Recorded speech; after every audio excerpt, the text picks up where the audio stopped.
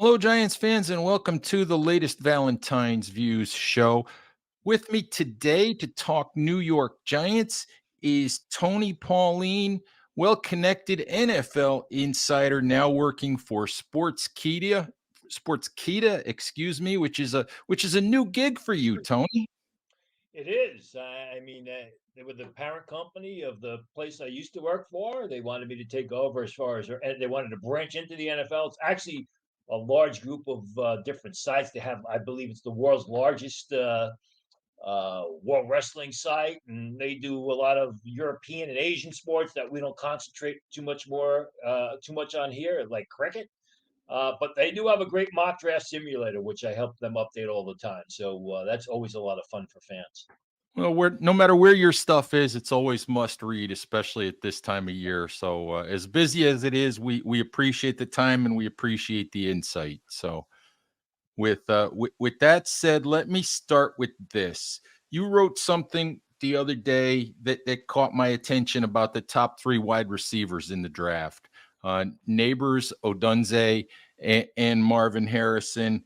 Um, just as far as where they may stand in terms of draft order, and obviously the Giants could well be looking for a wide receiver, at number six. And the first thing that caught my attention was you talking about possible red flags with Malik Neighbors and with teams kind of having to be comfortable with his personality. Just talk to me about that a little bit and whether you think he's actually answered those questions. Well, I mean, that's up to the specific team. I mean, just go back. From what I've for the past 24 hours, that has really caught fire and really rubbed some people the wrong way. But if you actually read the article, I mean, 90% of what I wrote about Malik Neighbors was positive. I praised his Mhm. game. I talked about how there are teams out there that have Malik Neighbors rated higher than Marvin Harrison Jr., but I also said there are teams that have Rome Odunze rated higher than Malik Neighbors, and there's a concern that he could be that he is a high maintenance type of personality, which we've seen before coming out of LSU, which Giant fans are aware of. Although I did point out that it's not to the point of what Odell Beckham Jr. is, although it wasn't presented to me. And there's a concern that if he goes into a big market team, there could be there were some concerns there. Now, has he answered that? Well, I'm sure he has with certain teams. I don't have final meetings are going on now. I mean, are the Giants 100% fine, 100% clear? I don't know that they are. I don't know that that they aren't. It's just a It's matter of perception. When you have that type of talent and there's other players at the position, you don't want to miss. You don't want to miss on potentially bypassing Malik Neighbors because there could be red flags there. But if you just push aside those red flags and you don't pay any attention to them, it could come back around and bite you in the rear end. sure. And the one thing that you mentioned, which kind of came about around the combine, is Marvin Harrison. A lot of the things he hasn't done during the process. That hasn't changed his talent. That hasn't changed his ability. That hasn't changed his film at all. What it might do is give a player like Malik Neighbors a chance to give teams more reason to like him. It's exactly what I said in that article. I mean, the draft process has pretty much been the same for decades now. I mean, there are some tweaks here and there, but basically, when you are as talented as Marvin Harrison, and you're right, the film is great, but you're telling prospective employers who are going to invest tens of millions of dollars into you, hey, I'm not going to run and I'm not going to catch passes and I'm not going to run routes and I'm not going to do this when other people have done it. It tends to leave a bad taste in people's mouths and it opens the door for other players to step in. And as I mentioned in the article at Sportskeeda that you talked about, one of those players is Malik Neighbors, which is why some teams do have Neighbors rated higher than Marvin Harrison. There are also different types of receivers as well. I mean, Marvin Harrison is more of your game controlling wideout who's got soft, natural hands. He's got great bloodlines. He's not a true vertical threat, but he's sneaky. He's sneaky fast. Whereas, as I said in the article, Neighbors is much more explosive. He's a much better route runner. He is significantly better running after the catch. He's more of a natural downfield threat. He's not the game controlling receiver that Marvin Harrison is, but he brings his own skills, which are outstanding. Yeah, and in your mind, I know you wrote some of these things about Roma Dunze as well. Roma Dunze sort of seems to fit in the middle of those two categories. Yeah, he's not the game controlling receiver that Marvin Harrison is, although he's a good game controlling receiver in his own right. I mean, if you watch Washington last year, when Jalen McMillan went down, they had Jalen Polk, but basically a lot of it was thrown on Roma Dunze's shoulders, and he did a great job carrying the pass catching portion of that offense, catching the balls from Michael Penix, and in the rivalry game against Washington State when it was fourth down and I believe it was 13 or whatever, he ran a reverse 23 yards to pick up the first down late in the game. They keep Washington in that game, which eventually catapulted them into the college football playoffs. And while he's not the explosive route runner that Malik Neighbors is, he's still very good at separating. And he's a natural pass catcher and he checks all the boxes. And I've heard nothing but good things about his character. So, I mean, I think he is the safer pick, if you will, where I'm not, this is not to downgrade Neighbors or Harrison, but they have their quirks, which may, kind of not sit well with some people, where Odunze is fine in all the areas. Right. Some the other guys may not be everybody's cup of tea in certain just because of certain things. Tony, let's talk about we can't not talk about quarterback with the New York Giants. We have to. Yep. And just let me start with this. Giants sit at 6. Where are you on Daniel Jones and point blank, whether or not it's time for the Giants to just, start to look to a Daniel Jones or a post Daniel Jones era? I think that you can't answer that question because their offensive line was so bad last year. I mean, they have a premier left tackle who was down with injury. Evan Neal has not lived up to expectations. They were breaking in a rookie center who played better as the year went on. I mean, I was not a huge Daniel Jones fan where and when the Giants drafted him all those years ago, but I think it's an incomplete grade. And I think just even though they've made some moves in free agency to hopefully shore up the unit, I don't think that just drafting a quarterback at number 6 is going to be the answer. Or trading up to get a quarterback. Certainly, that may not going to be the answer in 2024. It may be a couple of years down the road, but I think more than anything else, they really got to shore up their offensive line, which really has been the Giants' MO all those years they won the Super Bowl. They had outstanding offensive lines, and you got to hope as a Giants fan, if you are a Giants fan, what we're seeing now is the exception to the rule. But they really have got to shore up that offensive line. I think it's going to be tough to make a decision on Daniel Jones either way. So I'm personally not one of those who looks at it and says, "Oh, they have to trade up. They should trade up. They should do, they should do that." I mean, I'm thinking, and Joe Shane's not going to tell us. There's probably one guy on their list that might give them pause to trade up, but if there's any of those quarterbacks at 6, if it's Drake May or if it's JJ McCarthy, which are the two like quote unquote likeliest candidates, I mean, if it's you, do you do that? I And think you and just try to figure out the rest of it later? Well, I think you got to consider it. I Mhm. mean, I know that the Giants would consider it. Even though you say, well, let's go with the receiver and give Jalen Jones more time. I think the problem, look at the Chicago Bears. I mean, they had Justin Fields on the roster. They had the number 1 pick.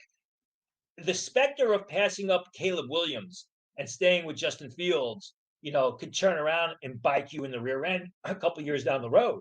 Didn't work out for the Jets when they traded away Sam Darnold and they took Zach Wilson. Then they had to go out and get a 40-year-old veteran. I absolutely think that if a guy like Drake Mays there, even a JJ McCarthy, I do think that that's going to be the pick for the Giants. I think that they would prefer to move on with a new quarterback. You may disagree with it, but that is what the belief is. As far as them trading up, I think that's also a possibility. My gut feeling, to be honest with you, and I'll just put it out there. I've said it and I've written it at Big Blue View. My gut feeling is if they're going to trade up for somebody, it's probably Drake May, just because of the tools, the traits, and there's too many parallels between May and Josh Allen Yep. for me to ignore that, because Brian Dable can say Josh Allen had all of the same questions coming out of school, and I worked successfully with him, so I've done this before. So I can tell from you kind of, nodding your head that you think I'm right, that he would be the guy they would trade up for if possible. Absolutely. I mean, he checks so many boxes as far as the Giants system is concerned. He's a big passer. He's got a decent arm. He can withstand the rush. He's not a super RPO quarterback a la JJ McCarthy, but he can get outside the pocket and make the Mhm. throw on the move. I think he's being a little undervalued at this point in time. Remember, coming into the 2023 season, as far as the scouting community was concerned, you know, Drake May and Caleb Williams were neck and neck, and there were some people in the scouting community. I'm talking about guys, who area scouts, things like that, who like Drake May over Caleb Williams. But what happened was, even though Caleb Williams struggled throughout 2023, Drake May struggled even more, especially down the stretch. Now, I believe watching North Carolina football, a lot of it had to do with the fact that the pieces around him were falling apart and he tried to put too much on his shoulders. But the guy still got a lot of talent. I think when I look at quarterbacks, I always like to draft the quarterback that is on the upside of his game, that is playing his best football, that has built momentum, which is why I like Jaden Daniels so much. I think guys that sometimes struggled entering the year, entering the draft at any position, specifically quarterback, though, sometimes you got to turn those guys around. But as you pointed out, I mean, Josh Allen played his best football the year prior to him entering the draft, and he struggled that last year as a junior at the Wyoming, and Dable and Schoen were able to turn him around. So why not Drake May? Yeah, it's just an interesting, it's such a difficult decision for the Giants because they're sort of in between. Um, I wanted to ask you just your thought on the Giants in general. There's a lot of guys, a lot of former NFL quarterbacks now who are sort of in the evaluation market. Kurt Warner's doing a lot of stuff on YouTube. Chase Daniel, Kurt Bankert's been doing a lot of stuff on YouTube. Guys that were in the NFL. Bankert said the other day that he would feel sorry for Drake May if he landed with the Giants, and he just didn't feel like the Giants were a good situation for a young quarterback to come in and learn. And maybe that's because of questions about Dable's future, but I'm just curious if you can look at the Giants and if you have a thought on whether they're a good spot for a young quarterback to come in and learn and develop. Well, I think the concern about how long is Dable going to be there is a legitimate one. I mean, we live in the day and age of here and now football. It's not like Bill Parcells, where, as Bill Parcells used to say, it takes 3 years to determine whether or not a guy is a legitimate NFL player. People want to know about it now in 3 weeks. I also think that the specter of them letting Saquon Barkley go to the Philadelphia Eagles kind of leaves a bad taste in people's mouths, and people like, I understand why that was done, but a lot of people look at it like, well, the Giants aren't serious. Again, I go back to the offensive line, and I hate to be redundant, but Evan Neal's got to really step up his game. If Evan Neal can step up his game, Andrew Thomas can stay healthy, then they got the makings, the piecings, and you hope that John Michael Schmitz takes the next level. They brought in some free agents. Then it could be a real good situation for a young quarterback because Dable's able to allow the young quarterback to develop and to play and to learn right away. If the offensive line is as porous as it was a year ago, it doesn't matter whether you're a 23-year-old rookie or you're a 35-year-old veteran, you're going to get the snot beat out of you. And the fact is, this is, go back to what I said about 3 years, and it's a here and now game. Whether you're Caleb Williams, Drake May, Jaden Daniels, there's going to be bumps in the road. I mean, it's very rare that you get a rookie quarterback who's an early pick that comes in, carries the team on his shoulders, and takes the team from, cellar dweller into the playoffs. So you have to expect those bumps in the road with a rookie quarterback, a young quarterback, until they're able to develop. Let's not forget, Patrick Mahomes is the top quarterback in the NFL right now. Patrick Mahomes sat on the sidelines basically his entire rookie year and was allowed Hmm. to watch and observe and develop them that way. And look at what they got. Look at what they have right now with Patrick Mahomes. And again, go back to Bill Parcells. He was famous for redshirting his rookies, his first round picks, basically making them sit and learn. Unfortunately, you don't have that. And if they draft Drake May in the first round and Drake May has a tough September, everybody's going to be up in arms that he's a bust, he's done, it was a bad pick, which you shouldn't do. But that's the nature of the game. That's the nature of the beast these days.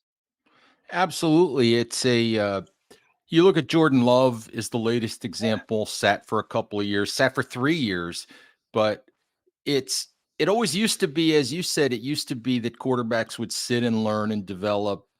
Um, Nowadays, it's just different because of money. I think it's money and it's media and it's fan driven and ownership driven, where they drafted this guy, they want him on the field, and that's not always the best thing for these kids. I don't even think it's money because you have a hard rookie salary cap, and gone are the days gone by of Jamarcus Russell where he got a $70 million contract, before he stepped on the field, where when the salary cap overall was not that large. So I don't even think it's an instance of money. Listen, I remember back in 2019, a month into the season, we're in New York. I did an interview with Gary Myers on FAN, and everybody was screaming and yelling that the Giants made the wrong pick, taking Saquon Barkley over Sam Darnold, because Sam Darnold had shown, some good things in the early part of his rookie season. Saquon Barkley was also playing well, but I think it's more the media, social media, and people want it right now. And you have seen teams basically turn on a dime and become very competitive very quickly.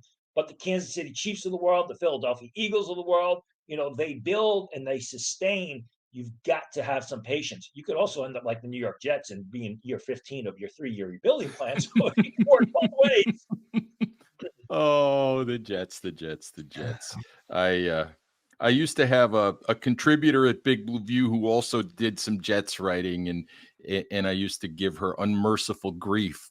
Even the Aaron Rodgers situation, I asked her when that whole thing came down, I said, this is either going to be glorious for the Jets or it's going to be a complete and total disaster. And she said, these are the Jets. Yeah.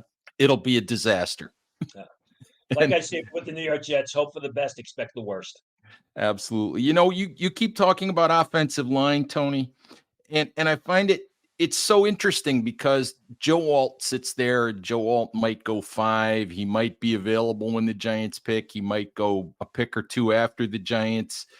But I find it to be kind of weird that you look at the guy considered to be the best offensive tackle in the class, and the fact that the Giants have been so bad on the offensive line, and yet, yeah, I can't really see a scenario where the Giants take Joe Alt because they have Andrew Thomas. They seem committed to giving Evan Neal one more shot at right tackle, and that just doesn't make sense to me. I would agree with you. I mean, I think Joe Alt, who I think could be a real good right tackle in the league, I think he could potentially be a better right tackle in the league than a left tackle. And you pair him up with Andrew Thomas. But if you take Joe Alt, what are you doing with Evan Neal? Are you pushing him inside the guard? Are you basically giving up on him? It's a difficult situation, and I would agree with you. I think if Joe Alt is there, he should be in the conversation for the Giants at number 6. I just don't. Number one, I don't think he would be. Number two, I don't think he's going to be there because if the Los Angeles Chargers can't trade down, I think Alt screams Jim Harbaugh to me, and that's the kind of player that Absolutely. Harbaugh would want to bring in, to really help rebuild or assist in that offensive line and protect his All-Pro quarterback. Absolutely. I think that makes a lot of sense for the Chargers. I doubt he'll be there either, but I find it odd that with the Giants situation that we talk very little about the best offensive lineman in the draft landing with the Giants. It just seems like the two things don't sort of add up. Doesn't, but I'm sure that they're going to give Evan Neal one last give give him one last opportunity because it could be the last opportunity for the head coach and the general manager as well. How much, how much let's talk about that a little bit. How much trouble or how much of a hot seat do you think those two guys are on entering 2024? I know I found it interesting the other day that John Mara was asked about the two guys coming in together and whether they were a package deal. If he brought them in together, would he necessarily shove them out the door together? And he said no. He said he said in his mind they're separate jobs, and he could assess them, on individual basis. But how much trouble do you think those guys are in? Well, if they have another poor year as they did, in 2023, and you hear the bickering on the inside as you did, I think there could be a lot of trouble. I would agree with Mara. If I'm a Giants fan, I know they're aggravated right now. I know they're frustrated. But the Maras know how to win. The Maras have shown in the past that they can turn it around. So I would give John Mara absolutely the benefit of the doubt that if they've got talent on the field, but the talent isn't playing up to the level of expectations and they feel like there's bickering and the problem is the head coach, they jettison the head coach and they keep the general manager. I could see that being a possibility. How much are you buying all of the internal bickering stories? I know, some of that all of that sort of came to the forefront with the Martindale situation when they parted ways with Wink, and you can look at that and say, well, maybe some of that came from the Martindale camp, just shooting arrows at Dable. But I always think when there's smoke, there's at least some fire. So I'm curious, what you think of that whole situation. Forget about what I think. I mean, if you followed me, I wrote an article back in November saying that there was a good chance Martindale and Kafka was out, and that there were issues, with Dable and I guess sort of his approach. It's absolutely true, and I actually was the first one to shoot the ball across whatever that the term is, back in November of last year when I wrote that story. And then it took, if you remember, it took another level. I believe it was Jay Glazer, who Right. literally a week after I wrote that story said that there was all kinds of problems. It was, what in the front office. It's absolutely true. Now, Martindale's gone. There were issues there. They kept Kafka. It's a matter of can Dable change his approach because there's a difference between being a head coach of 55 players and being an offensive coordinator. He's got to show that he can change his approach. And if he does, I think there'll be good things for the Giants.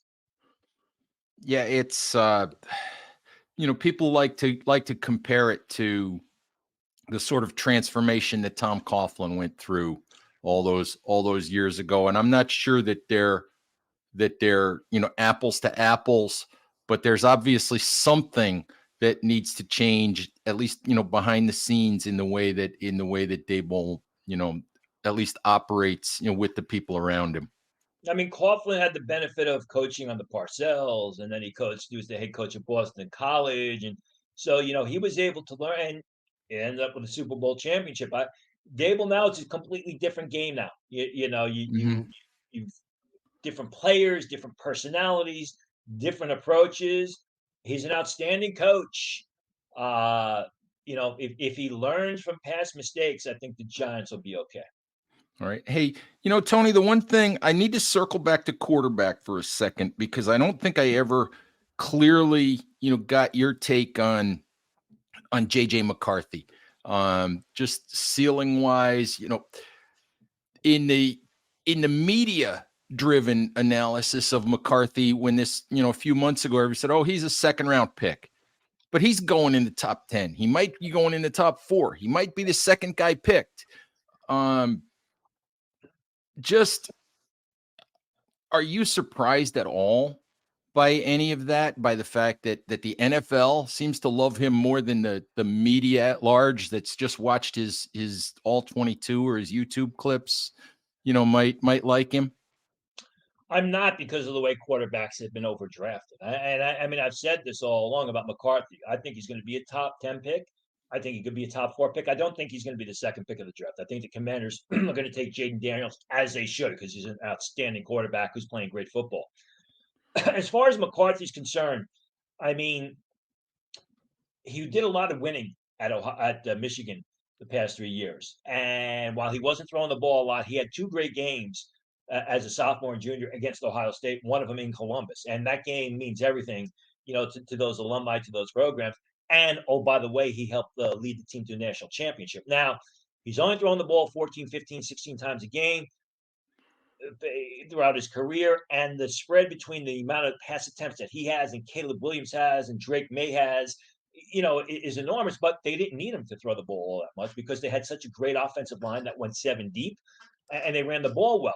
The thing about JJ McCarthy is when you watch him play, he shows great confidence. He shows great moxie. He's a great leader. He's always in control of the situation. And those qualities have come across during the interview process. And teams absolutely love what they're seeing with JJ McCarthy during that interview process. And that's what they want at the quarterback position. And then they see a guy who comes into combine 6'2 and a half, 219 pounds. He didn't have the greatest passing workout at the combine. I was sitting there with none other than Pat Leonard, the beat writer for the New York Giants for the New York Daily News, and we were watching the workout. Threw some great deep long passes. His short and intermediate throws, he was kind of all over the place because he was trying to overthrow the ball. So there's a question about his arm strength. But, teams see the guy on film, and then they listen to the guy talk, and they see the upside, and that's why he's ranked so highly. I would not take him in the top 10. I think if you look at my board, I have 29 players that have first-round grades. He's into the 20s as far as my board is concerned. I think he's going to be overdrafted, but it's a quarterback-driven league. And I mean, teams listen to him, they watch the film, they see the moxie, they see the confidence, they see the way he led that Michigan offense, all the winning he's done, and they say, he's got size, he's got the brain, he's got the confidence.